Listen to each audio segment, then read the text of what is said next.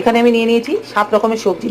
সবজিগুলোকে আমি একদম ডুমো ডুমো করে কেটে নেবো, কেটে ভালো করে ধুয়ে নেবো। সমস্ত তরকারি এরকম ডুমো ডুমো করে কেটে নিয়েছি। এই ডাটাটা আর ঝিঙেটা আলাদা রেখেছি, এটা একটু আগে ভেজে নেবো। সর্ষের তেল দিয়ে দেবো, 2টো শুকনো লঙ্কা ফোড়ন। তেলটা একটু কালো হয়েছে, আমি আগে পটলটা ভেজে নিয়েছি বলে তেলটা কালো হয়েছে। দিয়ে দেবো 5 ফোড়ন, 5 ফোড়ন একটা গন্ধ বেরোবে।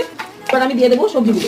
সবজিটা একটু ভেজে নেবো, নিয়ে বাদে সমস্ত সবজি একটু ভেজে নিয়েছি। এবার দিয়ে দেবো ডাটাটা আর ঝিঙেটা, দিয়ে দেবো স্বাদ মতো নুন, দিয়ে দেবো হলুদ, আদা আর কাঁচা লঙ্কা বাটা। কিন্তু একটুও দেবো না, কারণ ঝিঙে থেকে জল বেরোবে। এবার আমি একটু ঢেকে দেবো 5 মিনিটের জন্য। সবজি সেদ্ধ হয়ে গেছে আর জলটা মরে একদম মাখা মাখা হয়ে গেছে। এর মধ্যে আমি দিয়ে দেবো স্বাদ মতো একটু মিষ্টি। এখন সব সারের সবজি একটু মিষ্টি না দিলে তরকারিটা টেস্ট হয়। ভেজে রাখা জিরের গুঁড়ো, এটাকে আমি কড়াই তেলে একদম ভেজে পেস্ট করে রেখে দিয়েছি। ভাজা জিরেটা দিলে দারুণ একটা গন্ধ আসে, খুব ভালো লাগে। শেষ সময় দিয়ে দেবো ধনে পাতা। ধনে পাতাটা অপশনাল, দিলেও পারেন না দিলেও পারেন, আমার কাছে আছে তাই দিলাম। একটু নাড়াচাড়া করবো। সব সবজি দিয়ে একটা তরকারি খুব ভালোভাবে হয়ে গেছে। এটাকে আমি এবার গ্যাস বন্ধ করে নামিয়ে